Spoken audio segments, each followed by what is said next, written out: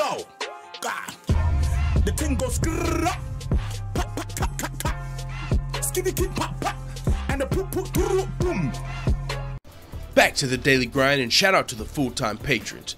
Make sure to hit subscribe if you're new and hit thumbs up if you're not a baby back bagel biting bitch boy, cause you know what time it is. It's full time.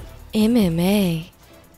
And holy flying flipping flapjacks, I ain't seen the tingle scrat like this in a while. Whew, this rematch is back booked and in full effect between the UFC Bantamweight champion Cody TJ Dillashaw and former UFC Bantamweight champion Cody Garbrandt.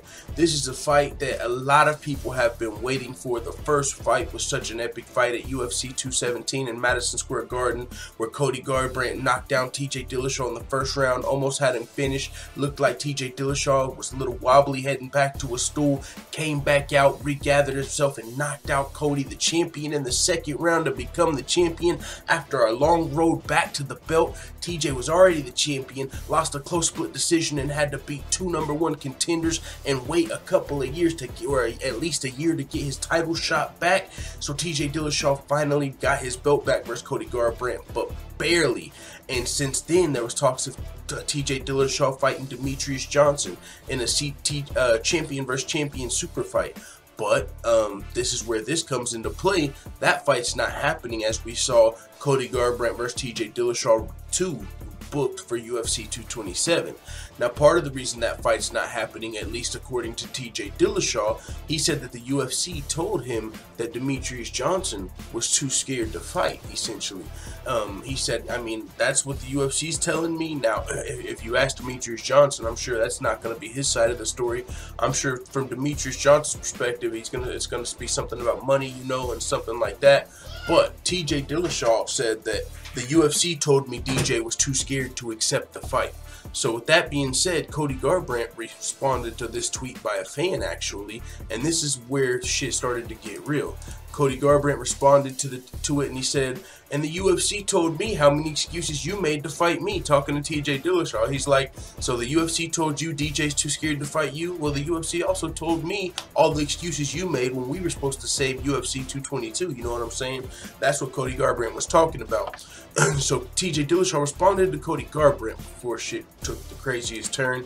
TJ Dillashaw said, last time I checked, we just did a press conference in New York promoting our fight. Like, how am I scared of you if I agreed to the rematch? Cody Garbrandt had to clarify and say, yeah, no shit, I'm talking about the March fight, which is when they were supposed to save UFC 222, because if you recall, it was supposed to be between Max Holloway and Frankie Edgar, and Max Holloway ended up getting injured. Frankie Edgar stayed on to fight Cub Swanson, but they needed a new title fight to keep it a pay-per-view. Chris Cyborg ended up fighting Yana Kunitskaya, but the UFC was kind of trying to get Cody Garbrandt versus TJ Dillashaw rebooked to possibly save that card. And that's when TJ Dillashaw was like, nah, you know, it might be too. One of the reasons could have been a short notice title fight. The other reason, he was trying to get the Demetrius Johnson champion versus champion super fight. But either way, even if they're valid reasons, Cody Garbrandt is saying that they were excuses. Now, I don't necessarily agree there, because that's like, you know, if, let's say, Tyron Woodley asked George St. Pierre, like, yo, let's fight next month. And GSP's like, what? For one, no, I wasn't planning on fighting next month. For two, I don't think, you know, you're my next opponent. And like, does that mean GSP, oh yeah, man, he's too scared to fight me? Like, that's not, I don't think that's the case all the time, especially knowing the backstory of TJ Dillashaw and why he was kind of not going for that rematch immediately. You know, it took him a while, as I previously discussed, to get back to the belt, to a title shot. And now Cody Garbrandt, who he just fought, is going to be getting an immediate rematch, not having to go through the fire. And TJ Dillashaw said that before, like, I want to see you at least beat another contender, or a couple contenders like I had to, before you get a rematch. I lost a close fight and lost my belt and still didn't get an immediate rematch. I knocked you out and you get an immediate rematch. So TJ Dillashaw was kind of like, nah, I'd rather go do something else. I'll fight you again, but, you know, earn your spot. But the fans, though, the fans wanted to see this rematch. That is one fact. The fans demanded this. I talked to my brother. He's a casual fan. He doesn't watch every pay-per-view. but he's always talking about, yo, I want to see Cody Garbrandt get his title shot back. He was about to win that fight. So a lot of fans do love this fight, especially the potential rematch, which is now booked. But so after TJ Dillashaw responded and said, you know, I did a press conference and Cody Garbrandt said, yo, that's not the fight I'm talking about. He said it must be all that EPO going to your head. Have a safe camp. See you in August. Oh, the team. Brah, brah, brah. Whoo. TJ Dillashaw didn't take too lightly to that. He even responded, but yo, Cody Garbrandt, you know, there was a lot of accusations before their first fight from the Team Alpha Male camp about TJ Dillashaw, and it was really weird, man. It was like, yo, you showed everybody at Team Alpha Male how to do steroids. Like, I remember that line, and it's like, what? I think that was from Cody Garbrandt specifically. Like, you know, yeah, he was out there showing everyone at Team Alpha Male how to use steroids. Like, it's like, wait, so you're saying like he showed all you guys how to do it? So are you guys doing it? Like, were you guys down with it? So it was like, it's kind of weird because they're former teammates. So if you're saying, yo, he used to do steroids, it's like, when was he doing them? When he was with your squad? You know, so even though it's fighting words and it helps sell the fight, and like, even if he really is pissed off at TJ Dillashaw for that shit, it just kind of has weird implications, you know, because TJ Dillashaw's even brought it up, like, so what are you saying? But anyways, that's something that TJ Dillashaw doesn't take lightly, those steroid accusations. Cody Garbrandt's getting back at him with them, already starting it again. But now, I didn't expect this. TJ Dillashaw responded to these accusations of him turning down fights, being on steroids, and boom, dropped the bombshell. Says the guy who delayed our first fight by 5 months because of injury.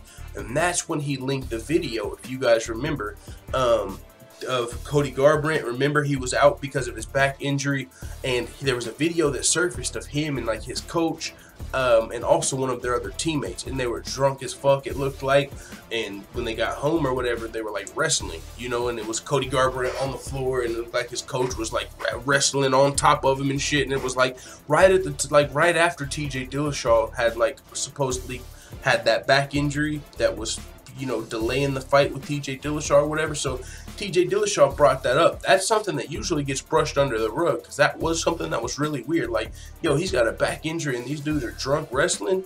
And TJ Dillashaw, he brought it up once or twice, but it was never too big of a fact. But now he's like, yo, all right, now we explain this, man. We got to talk about this. What was going on? You're talking about I was ducking you and I had excuses for not wanting to take a short notice fight at UFC 222 when we didn't fight at a certain date because you had a back injury, but it clearly wasn't too injured because, you know, you were drunk wrestling with your boys, hanging with the boys. So, yo, all I'm saying is these dudes are starting to throw daggers already, and the fight's not until like August, bro. It's at UFC 227, and these dudes are already at it. You are, man, they better have extra security at these press conferences and all type of stuff. I'm just saying, because I don't want to see them like get into a brawl like John Jones and DC at some weigh-in or some stare down and cancel the fight. This is going to be a great rematch. Can't wait. UFC 227. These dudes are already going at it. I mean, this was just the first exchange, and they're already throwing haymakers. So let the full-time family know what you think in the comments. I'm out.